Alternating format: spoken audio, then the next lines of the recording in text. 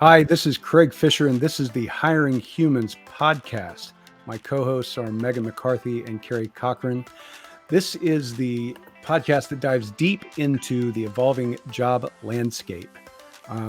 Today, we're exploring the future of job markets in a post-pandemic world. We'll analyze the evolving job landscape, identify sectors that are growing, and discuss how candidates can skill up for these emerging opportunities. We're also going to talk about declining satisfaction and contentment with the job search process and candidate experience. This is going to be a fun one. Megan, how are you? I'm hanging in there. I'm hanging in there. Still on the job search, so looking forward to this topic very much. Carrie, how are you doing this week? I am doing great. I am still in job transition as well, and it's been a unique experience, especially with being laid off twice last year. Right. So for new listeners that are not familiar with us, we are all in career or employer consulting, and we do things like employer branding and recruitment marketing and talent operations. We don't do strictly recruiting, but we are in the recruiting space. And so we come at this from multiple angles. We all work with large and major Fortune 500 employers on a regular basis.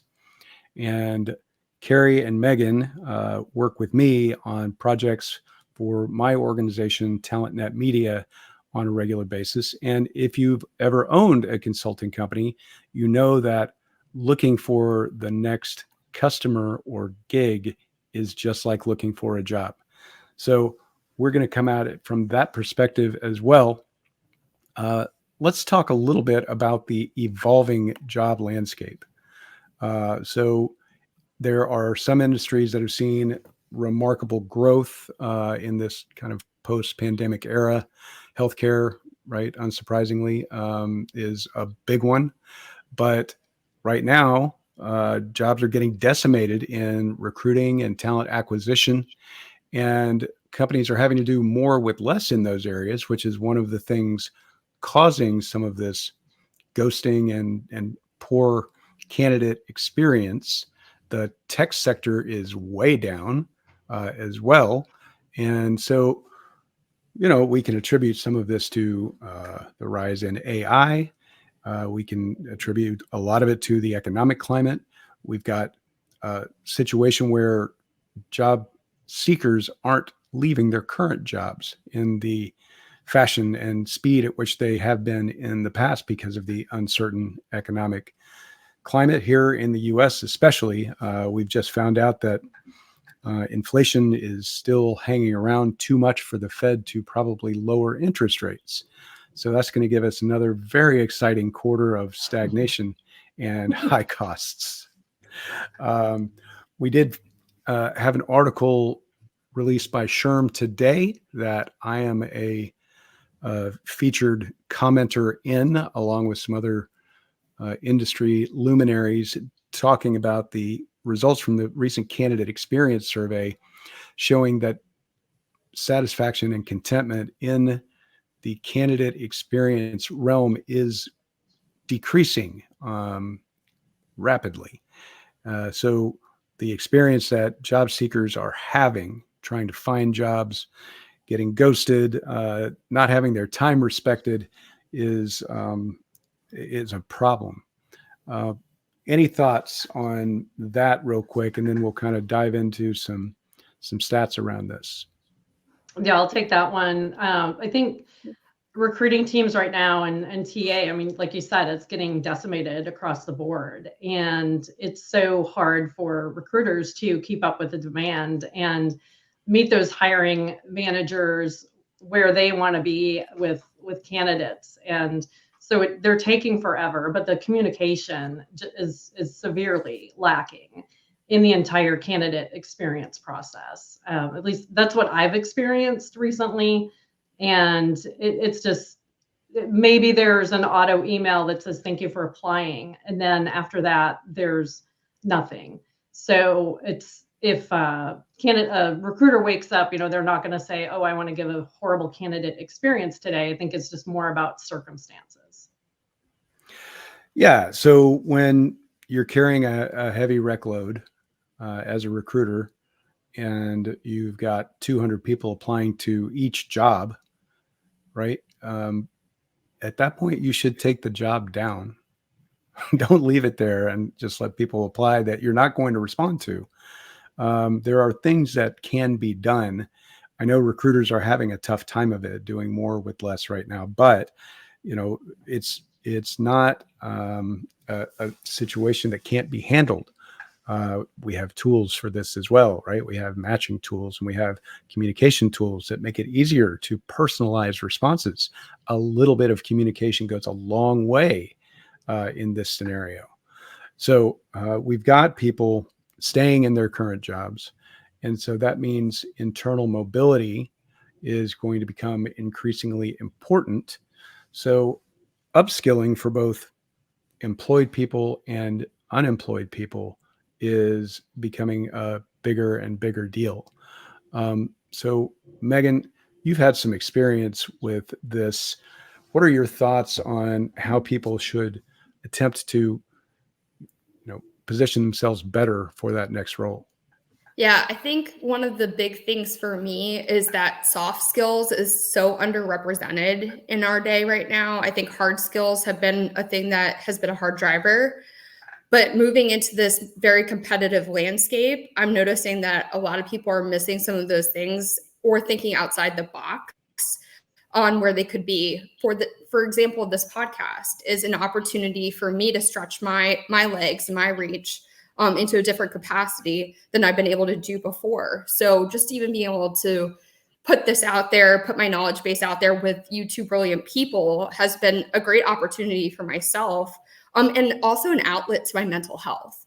We know what we know, right? We're good at what we do. We've had these experiences, but where can we manage that and put them into good use? So again, just like utilize like certifications, get a training, do like a Coursera course, just anything that's going to like up your game a little bit in this capacity, especially as you're going through the daunting task of just applying and you're like, well, I haven't heard from anyone, or I keep getting rejected.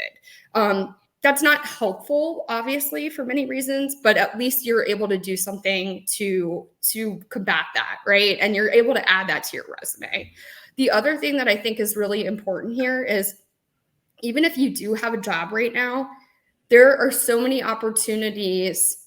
And I know it's hard, but I've seen this in the past. I'm not just talking about right now, but where I'm able to leverage my current skill set and go work on a contract project. And that is how I'm upskilling myself as well. I've been able to work with you. And I think that that's been really helpful as well. So again, just like thinking outside the box in terms of your skill set and not pigeonholing yourself into a specific realm. Of course, you're going to have certifications like to be an accountant or to be a teacher, understandably so. But there are far and few between like the rest of those types of industries where you can't somehow like upskill yourself while you're going through these motions. Yeah, agreed. And I think that, some unconventional thinking here can really help. I've talked about this a lot.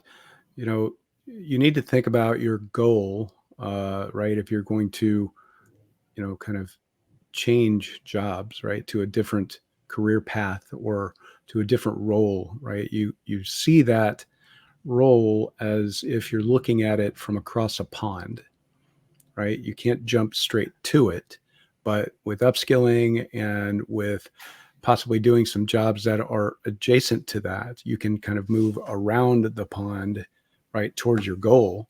And looking at companies that have had something to do with your most recent employer or employers, could help you get there, right? Those companies might really appreciate the experience that you have with that employer, right? Maybe they were the accounting firm for your former employer, or maybe they provided some other services or partnership, or maybe they were, a different kind of vendor, but they would love someone who knows what you know about that company, right? And I was talking to a young man today who is a staffing recruiter in accounting, and he really wants to go in-house, but he's found that corporate jobs are hard to come by right now, and they don't pay as well as he would have hoped. And I told him that's just a fact. Yeah. And he's got a job. It's just, there's a little bit of uncertainty. And I said, well, you might have to go for a coordinator role first if you want an in-house job. And if you do have good recruiting experience, they're going to figure that out, real quick. And you probably can move into your dream job, but you have to get a day job first if you want to do that dream job eventually. And so, a little bit of thinking outside the box. We've had a lot of really cool sort of unconventional things happen because of the pandemic, right? So we've got remote work strategies and digital healthcare and, other things that we really didn't think were possible 5 years ago. And certainly not 10 years ago. But now we can do so much in different ways. And I would just encourage you to kind of remember that when you're thinking about your job search, right? Don't just apply to jobs and keep banging your head against the wall and then complain that nobody's calling you back. That's a fact right now. That's what's happening. So attack it from some other directions. Carrie, do you have any thoughts? Yeah, I think a lot of companies are okay with people having side jobs. So when you're talking about skilling up or learning something new, especially, maybe it's social digital or what have you, or maybe it's more on the emotional intelligence side or soft skills, who knows, whatever that may be to each person and what they want to level up on. Taking on those side jobs is one way to do that, even if you do have a full-time job. And some companies are open to that, some are not, and some even have you have to get it approved if you're going to do a side job, which is interesting and kind of archaic in my opinion. Mm-hmm. But people have to feed their families and they have to do what's necessary. And some people will have 2 or 3 jobs. I know when I moved to Orlando many years ago, I want to say this was back in 1994, I had 5 part-time jobs just to make ends meet. Mm-hmm. Yeah. I mean, I think we all have in the past, and I think there's plenty of people that still do today. Megan? Yeah. I at one point had three jobs. A lot of times in my life, I've had 2 jobs just to make ends meet. And, we hear even more now that people are buying houses together because it's more affordable to do that, even though they're not married, so it's just very different how the economy has changed over the past 20 years. And I graduated when the stock market kind of crapped out. So I had 3 jobs when that happened. And I was told the mantra of any employer was, be lucky you have a job. So that was kind of berated in me, I think probably from when I graduated college. So I've always had a good work ethic, but it doesn't mean that should be the case from a mental health perspective. So I feel like we need to shift that narrative a little bit. But at the same time, we also need to do what we need to do to survive. Right. So I agree with Carrie, a little archaic on the prohibitive 2-job thing. If we need to, we need to, or pay us more, Right. kind of thing. Yeah. Well, I think the future is going to brighten up, right? Once we have a little more understanding about what's going to happen with the elections, right? The economy will stabilize. It's going to take some time, right? This kind of high interest market is tough, and inflation is real. That things are expensive, and I think everybody is seeing it and feeling it. But if you prepare yourself and do the upskilling and think adaptively and creatively, you're going to be in a better position to take advantage when the opportunity comes. And so whether you're entering the healthcare field, which is obviously growing, tech, which will come back, or any other sector, sort of continuous learning is always a good idea. Yeah, definitely. And Craig, what do you see coming out of, because from my experience, I think that the post-dynamic shift has been, you all are so responsible to work from home. Now let's have you come back into the office because it's more productive.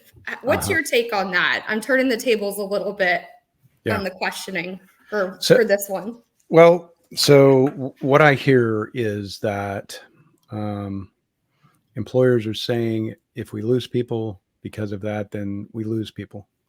And that's just going to be a cost of doing business. And some of them are hoping they lose some of these people, which is tough. And so I've talked to a lot of employers recently who have brought people back to the office and said, yeah, we lost a few, but for the most part, everybody came back. And I think we talked about this too. People are moving long distances for work right now, sort of in droves, which is a scary statistic. And that's because we were allowed to move wherever we wanted to for a couple of years. And so now to get a job, a lot of people are moving across the country, and millennials and younger workers especially are affected by this. So I don't love it, but I've been working from home for forever. When I have an office, I don't mind going there. So that's not right here in my house, but I don't love the broken promise aspect of all this. Right. Which goes back to the candidate journey that you mentioned. Mm-hmm. Yeah. I mean, how do we brand ourselves and tell the world about us as an employer a year ago versus what's happening right now? That's a little tough. So some stats that we can go through real quick, I think are going to be interesting. More than half of Gen Zers and millennials have a side hustle.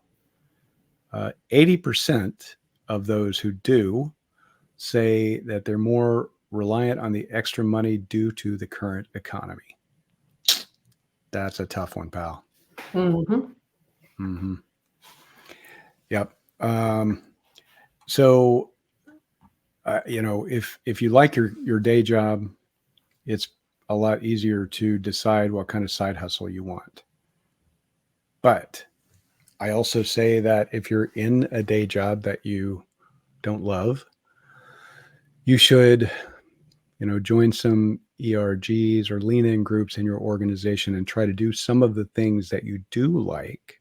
So if you're in a job where you're just doing customer service and you really want to be, a creative, whatever, there are probably areas in your organization where you can volunteer or lean in to do some more of that creative stuff. And I call that making your day job your dream job. And so, if you show some, brilliance in doing some of these things, occasionally a manager will notice and say, you'd be good at this. And sometimes that works out. So second, a side hustle can complement your existing career, like establishing yourself as a multifaceted thought leader. So if your company doesn't have a problem with your quilting business on the side, right, you can promote that on LinkedIn just as you would your current job. Most employers who are paying you for 40 hours a week expect 40 hours a week, just as an aside. I want to make sure you're not. Right. Don't be the person that's working for multiple full-time jobs. No. Right. 8.4 million people in the nation are working multiple jobs right now, according to the Bureau of Labor Statistics. And this is the highest number of multiple job holders since the pandemic. That's crazy. That's a fascinating stat right there. 8.4 million people in the nation are working multiple jobs. 39% of Americans are working a side hustle in addition to their full-time job to pay their bills. Younger generations are even more likely, right? We've said 53% of Gen Z and 50% of millennials have a side hustle. This year, the highest percentage of all candidates stating that their time was disrespected during the job search process, during interviews and appointments, was during recorded video interviews and hiring manager phone screens. All right. So those people looking for jobs with a bad candidate experience are stating that their time was disrespected, and because of video interviews and hiring manager phone screens.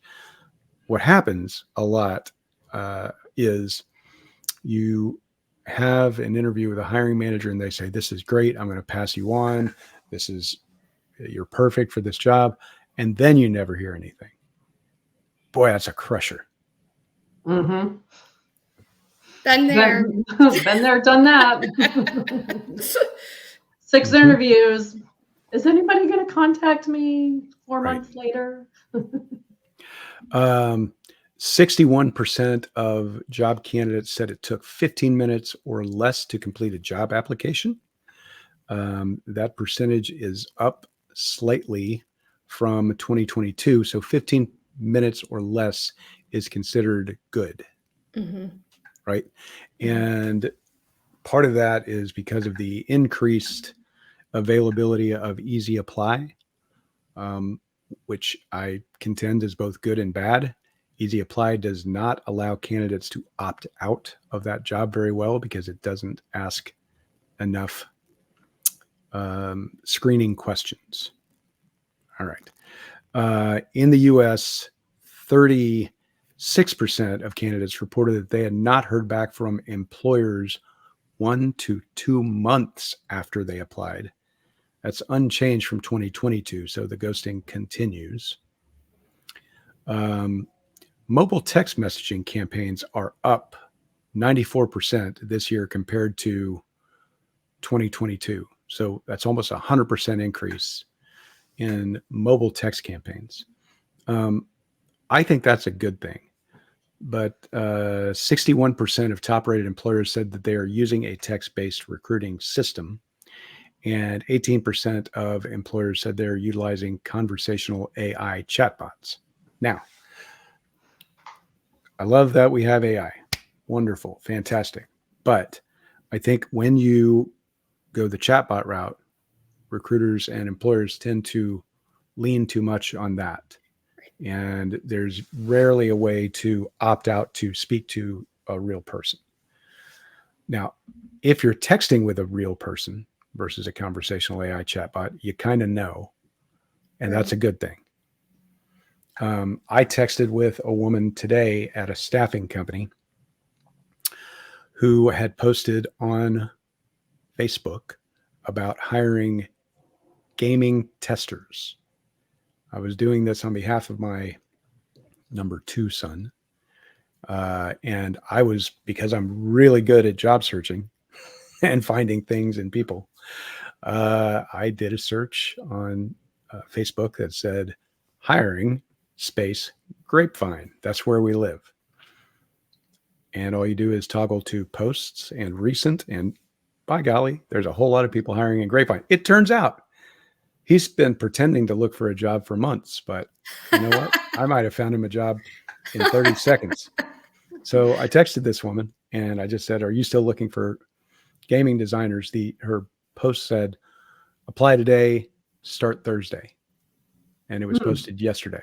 And so I texted her. She texted right back. Yes, we are. Asked a couple of questions, schedule an appointment. That's how we do it. I'm like, okay, this is not a chatbot. This is great. This feels real. And I said, this is for my son. She said, have him text me as soon as possible.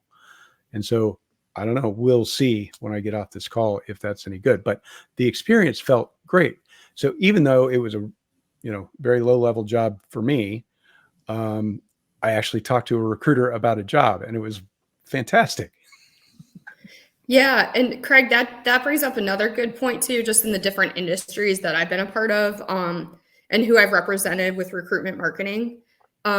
Audience matters, right? So like if you're looking for this, like let's take McDonald's for example, and I'm hiring a whole bunch of hourly or entry level positions versus I'm looking for somebody in this very high level position.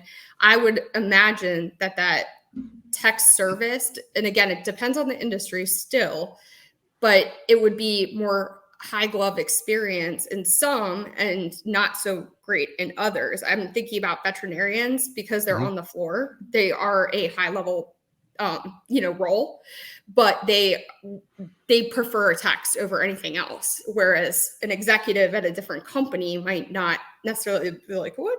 I wouldn't be applying that way anyway, but you get my point where I think it just does depend on the industry too. Yeah. It's not white glove recruiting, right? Right. But depending on the individual, like I would be considered probably a high level person, but I much prefer texting. And in fact, I really don't want to talk to people. No, I'm kidding.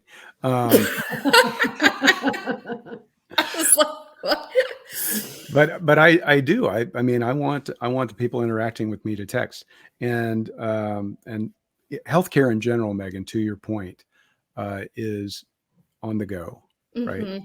Nurses, physicians, even, and doctors really don't hand out their phone number, right? But they're cool with texting with a physician recruiter for sure. Yeah. Right.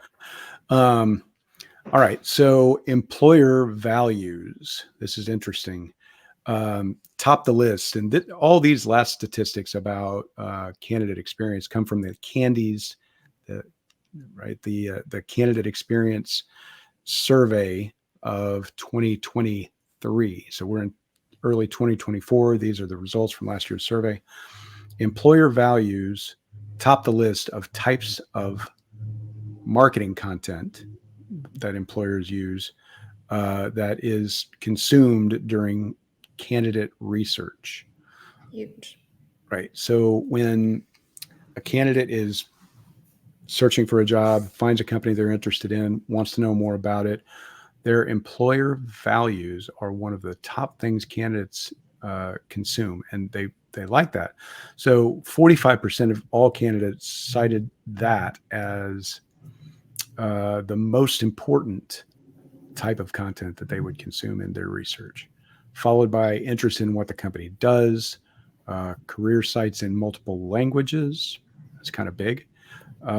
Inclusion and diversity information, and answers to why people want to work at that company, and then any company culture information beyond that. So think about this, employers. We got to do a pretty fun employer values project recently. And I think that, companies develop an EVP. So that's kind of, what do you do with it, right? Is it a statement? Is it a mission statement? Is it culture? What is it? And then what do you do with it, right? Well, we create ads from it. Well, okay, but where do you put it? How do you see it? How did people consume it? I was always a promoter of putting your values, your core values, for instance, right on Glassdoor as an employer, right in your profile there. Right now it would be kind of Indeed/Glassdoor. But any place where the candidate is likely to see something about your company, right? ZipRecruiter, your company profile, that'd be a great place for that. And, core values aren't conversational. So make it conversational. Act like you're talking to your best friend about the company, and talk about why it's great. Talk about what the company believes in, and write it like that. And I think, at that point you're on to something. Yeah, I would agree. And, another thing too, I believe it's like 85% of candidates want to hear from a hiring manager.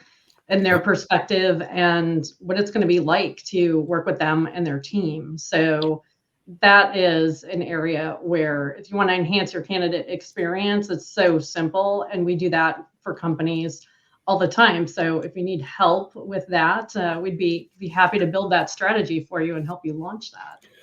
Yeah, amongst the different types of video content that candidates consume, that hiring manager, just discussing the job role is really, really big, right? Candidates absolutely want to hear from the hiring manager.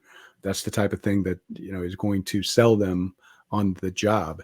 And while, these other types of content where they're researching your company are very important, in the end, a candidate is interested in that job right there, right? And so, Carrie, I think that's a great point.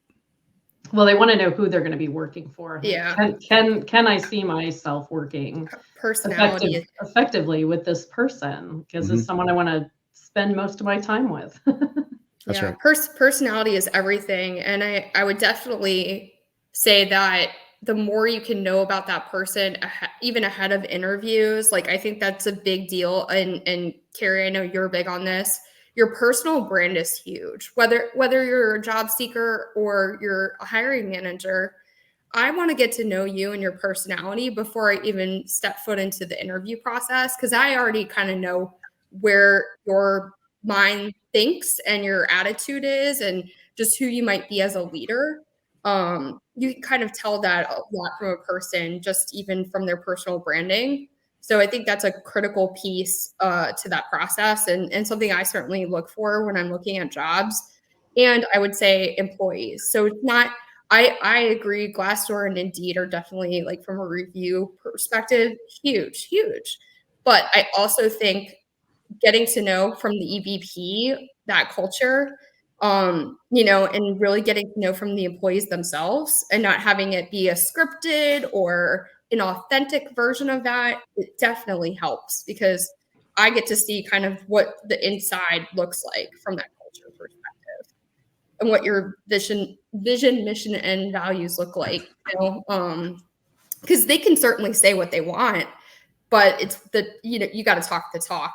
So if your candidate experience is quite like you were talking about with the SHRM article, Craig, I think that speaks a lot. If you're saying that we're this great company, it's not making a lot of sense to me.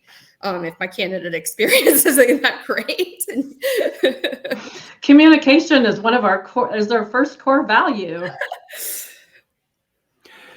So we'd love to hear from job seekers as to what their experience is, what they really care about when researching a company. All right, we've got these statistics, but we want to hear from you, the listener. So you can find me on Twitter and Instagram at Fishdogs, FISHDOGS. And I am constantly taking in great information like this. So if you want to chime in and maybe even get a mention in the next episode, tweet me at Fishdogs on Twitter and let us hear from you. So Megan and Carrie, thank you for joining today and sharing your insights. To all of you intrepid job seekers out there listening, we hope things get better for you. We hope this helps to kind of do a sanity check. You're not alone. This is happening everywhere. Everyone is getting ghosted, and it is so scary. And it's no laughing matter. We're not making fun. We are serious about this. We want to help, and we're trying to help employers do a better job. And part of this podcast is about that, right? It's where we should all be meeting in the middle in a good and happy place. And we're going to do what we can do to also shore up the economy and fix inflation. What do you think? I think the three of us can do it, Craig. If anyone can, it's us. Let's change the world. All right. Until next week. Thanks for being here.